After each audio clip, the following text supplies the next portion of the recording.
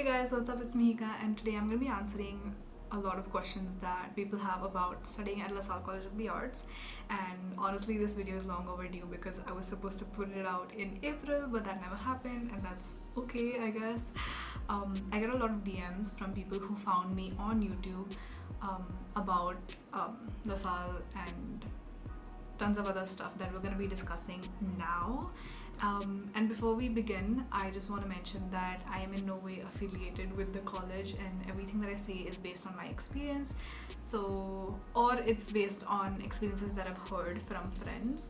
So make sure you take in all this information with a grain of salt. And yeah. So before we begin, just a few things about me for those who've never seen me before. I recently finished my 3-year diploma in design communication at LaSalle College of the Arts, and I moved here to Singapore when I was 16 years old, and that is the reason I decided to do a diploma. And yeah, so I think 3 years of doing the entire course has given me some insight on how I can help you guys. So I have all of the questions on my phone here, and these are sort of like a summary of the questions that I've gotten from people in DMs, as well as a question sticker that I put up like a while ago on my Instagram story. And I just thought that this was a good choice of questions because these were the most common, or definitely the most important. So the first one is LaSalle a good choice? So I mean, I've studied there for 3 years, so obviously I'm gonna say it is. And especially academically, I loved it because I went into my first class not knowing anything about design. But now 3 years later, I can very much confidently say that I'm a designer. So academically, it's really good.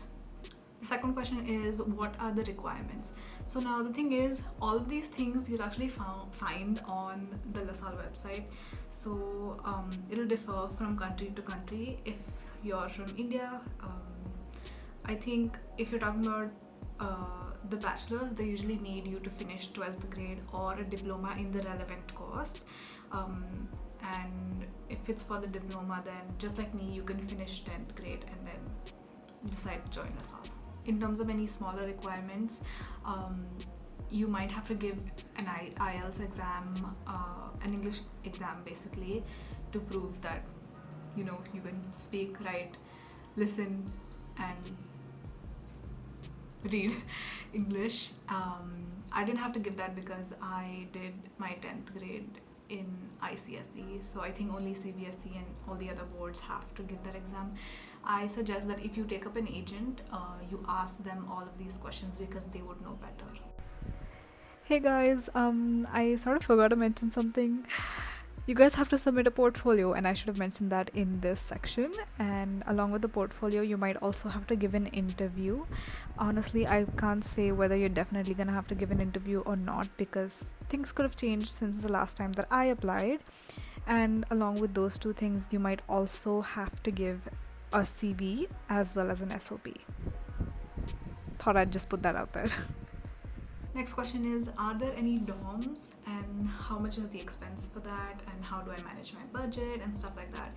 Now the thing is, I unfortunately can't help you too much with that because I am living here with my family, but based on things that I know from my friends, there are no, actually I don't need my friends to answer this part of the question, but there are no dorms for LaSalle because it's just a college, it's not a university. And there are some dorms nearby. There's one called Dwell. I'm not too sure if it's still functioning because I heard from someone that they've shut it down, but you can still check it out because I'm pretty sure that it's a company that exists in a lot of places in the world, so you can check that out. But most of the people I know actually live in apartments and they rent that out with their friends, and some people were really lucky that they came here in groups because they already knew people from back home, which is okay. That's just so much fun because like you're going to college to a new country with your friends. That must be really fun. But for those of you who don't have that privilege, I totally understand it's difficult. But yeah, I can't help you too much with that. I think the best option for you is to come here, probably stay in some sort of student accommodation, try to get to know people in your course or people from your nationality, and then move in with them in 6 months or something like that. Oh, and in terms of the um, rent, so it really depends, because I know that you can find really cheap places from 600 and above, but a lot of people that I know probably come from like rich families, also pay $1,000 for their rent each month, and I'm not too sure if it includes amenities or not, but that's just sort of like an overall, like something from like 600 to 1500 is what you can expect over here.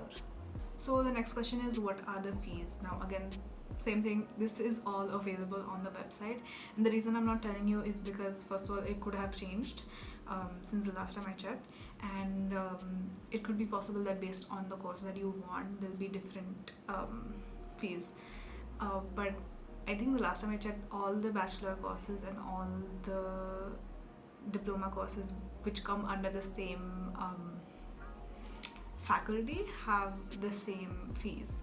So if you're looking at interior design, fashion design, communication design for a diploma, the fees for all three would be similar or the exact same, but I genuinely suggest that you go and look on the website. So the next question is, are the classes in person or online? I understand with COVID things are just so annoying in terms of education for us. We're really missing out on important parts of our life, but it's okay, you gotta do what you gotta do, you know. Basically, while I was doing my diploma, so which I finished in like April or so, we had blended learning when COVID started, so that means that most of our classes were in person, but if there were classes where we didn't really need to meet the teachers or show them anything in person, we'd usually just have it online. So lectures were completely online. They were just recorded lectures that you had to watch before a certain time for, you know, your attendance, and the rest was in person. I mean, it was mostly in person, so we didn't lose out too much on our education, I feel like, but now I think for this batch, because I see that nobody's really arrived in Singapore yet and the borders measures are still pretty strict, I think they're going online, but I'm not sure. If you're already starting at LASALLE, I'm pretty sure your orientation is over and you already know about it, so yeah. Then the next question is, did I use an agent, and which agent did I use? So the thing is, my dad was actually here in Singapore before I decided to come here, and because of that he did most of the process that an agent would do, but he was in contact with someone from LASALLE, like some administrative person, and then he discussed with them. So you could possibly do that as well. You know, you could find someone, email the college and then find someone who could help you with the entire process, or you could go to an agent. I think we had gone to an agent just for a consultation, but I don't remember why we didn't continue going with them. Maybe it was because, you know, it was just easier for my dad to help us, but yeah. So obviously I didn't use an agent, so I cannot recommend any specific ones, but I do know about IDP, because IDP exists in a lot of countries and it's more credible, so you can check their website out. Also to mention, you can give your IELTS exam through IDP as well. Now the next question is pretty important. Do I need any experience before applying? I would say for the bachelor's definitely, and then for the diploma not really. For the diploma, what they're really trying to see is that you're passionate and creative, you know, about whatever it is that you're going to be studying. So the portfolio doesn't have to be extremely like groundbreaking or anything, but for the bachelor's I definitely recommend that before you apply really, you learn softwares or any other skills that you need to learn for you to have a strong portfolio. Now the ninth question is, what gear do I need? And I think this is so important, because I wish I had someone tell me what to buy in year one, and it was, yeah, I have some regrets. Basically I suggest you buy a MacBook. If it's Pro or Air, I don't think it really matters. In fact, I didn't see anyone using anything other than a MacBook for their classes. If you're talking about performing arts classes, of course, please don't buy a MacBook straight away, because those courses might have different requirements. I'm obviously speaking in more of a visual arts sort of situation. So for that MacBook, I suggest you have at least 5 GB space in it, because I ran into a problem in year 2 where I just didn't have any space left, so I had to resort to using a hard disk for everything, and honestly it was really bad. So I just suggest that you just have one with lots of space in the first place. So another question I get is, do I need an iPad, do I need a camera, or any other things like that? The answer is no. It really depends on what it is that you really want to do. So for example, if you know that you're like really into illustration and digital illustration, buying an iPad can possibly help you for all the assignments that you're going to do related to illustration, but the teachers won't necessarily tell you to buy it. It's really up to you. Same goes for the camera. We did have a photography class in year 2, and I think that because they've changed the courses a little bit, the Diploma in Design for Communication and Experiences course has a photography class in year 1 as well. But whatever the case is, if you have classes in person on campus, you will most likely be allowed to rent out cameras during the class. But if you have to do any projects after class, then that's not possible, so you'll have to like look for a camera or buy a camera. I bought one, which I'm currently using right now because I felt like I was really into photography. So it's definitely a good investment for me, but if you're not into photography, don't waste your money and buy that. Next question, also really important: how crazy is the stress? Now, I remember when I had told like my dad's friend or something that I am going to LaSalle, he said that, oh yeah, I had someone going to LaSalle, and they said that they always had to stay up till 2 a.m. every day to finish up their assignments. And I was just like, huh? Are you serious? Like, I don't want to stay up doing work for that long or whatever. But at this point, 3 years later, that seems like a joke. Like 2 a.m., staying up till 2 a.m. is nothing, and I'm so used to it by now. And continuously working on schoolwork is also something that I got so used to by now, which I wasn't used to when I was in school. So yeah, the stress is real because you have a lot of things to do in a very short span of time. Okay, this is all based on personal experience and things that I've seen, but I would say that some courses definitely have a lot more workload than others, because especially even in year 1 where things are much more basic, I always saw the fashion students having a lot more homework than us. So yeah, the stress, you have to be ready for the stress, but it's not that bad that you're gonna break down or whatever. And I also want to mention that if anything like that happens where you're just so stressed or nervous that you cannot work, there are provisions in place where they will give you extra time or give you any other resources that you need, so you don't have to worry too much about that. Next is, can I have some portfolio tips? So I'm gonna talk about first the diploma and then the degree. For the diploma, I suggest that you have things that are relevant to the course that you want. So for example, if you want to apply for fashion, you have things related to fashion, but make sure you explore a lot of different mediums and show a great range of things that you can do. So for example, you can do fashion illustration, you can do fashion photography, you can do some design, maybe some fabric cutouts, pattern making. I'm so sorry, I don't know too much about it, but these are a few examples where you should just show your entire range of things you can do. Do not focus on one thing. Let's say for example, you're really into fashion photography and that's why you're taking fashion as a course. I don't suggest just putting photography, because they're gonna think that, oh, you're only into one thing and you're not ready to explore other things, so they possibly might not take you. So make sure you show that range. Same goes for communication design, or design for communication and experiences is what they call the course now. But yeah, just make sure you can show things like drawing or illustration, photography, publication design, poster design, all of these things in your portfolio. Some people ask me, does my portfolio have to be super strong? Is it really hard to get in? It really depends. I can't say, because looking back on what I submitted for my diploma, I honestly would never show that to anyone anymore, because that work is just so bad compared to the things I can do now. But then again, I wouldn't say that based on what my experience was like, where I felt like, oh, I just put anything and I still got in. I suggest that you still give your 100% and try your best and put in your very best works. Now for the BA, things are a little different because this is a much higher qualification than the diploma.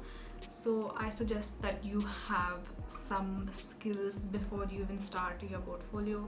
If you're talking about communication design, then make sure that you have already learned softwares, and things that you're putting in your portfolio are not just drawings and photography, but instead things where you've actually designed stuff. So using InDesign to create a publication, or using Photoshop to create a collage or something like that. So make sure you have those necessary skills, and then also show how creative you are with those things. So that is my portfolio advice. Next question is, do you need a diploma before doing a BA, and why are you doing a diploma, or why were you doing a diploma? Basically, as I mentioned earlier, I think I mentioned it earlier, I came here when I was 16 after 10th grade, so that means I hadn't finished 12th, and so I could not take the BA course, so I had to apply for diploma. But I don't see that as a regret, because as I mentioned, in the diploma they really teach you things from the very beginning. So if you don't know anything, it's completely fine.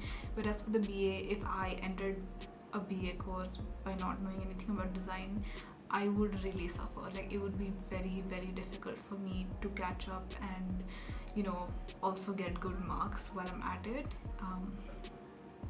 Yeah, so anyway, answering the question, no, you do not need a diploma before doing a BA.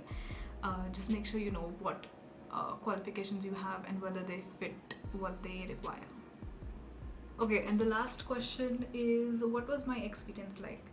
Honestly, in a nutshell, academically, as I said before, it was great. You know, I feel so much confident now, and yeah. But in terms of let's say a social aspect, you know, during non-COVID as well as the COVID period, it wasn't that great. The college doesn't have any clubs or societies or anything of that sort. It's not like a university, it's much more closeted.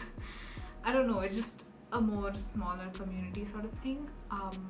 Because we didn't have all those clubs and stuff, I participated in a lot of college events, and I volunteered a lot for a lot of those events, and I was able to make a lot of great connections and friends with people because of that. But otherwise, there's not much of a chance for you to network. Honestly, that's all. That's all I would say.